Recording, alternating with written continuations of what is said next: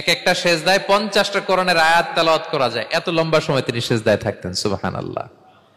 আর কত দাঁড়িয়ে থাকতেন এটার বলে লাভ নেই। দাঁড়িয়ে থাকতে থাকতে থাকতে থাকতে হাত ধরে যেত, এরপরে হাত ছেড়ে দিতেন, তারপর কোরআন তেলাওয়াত করতেছেন। আবার একটু ভাল লাগলে আবার হাত বাঁধতেন। দাঁড়িয়ে থাকতে থাকতে থাকতে থাকতে হাত্তা তাতাফাত্তারা কদামা, পা দুইটা ফুলে এরকম মোটা হয়ে যেত।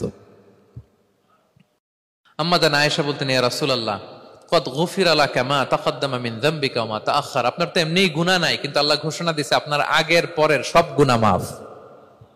তা আপনার কোনো গুনাহই নাই, আপনি এত কষ্ট কেন করেন? বিষ্ণু বলেন, ইয়া আয়েশা আফালা আকুনা আবদান শাকুরা, আমি কি শুকরগুজার বান্দাদের অন্তর্ভুক্ত হতে চাইবো না?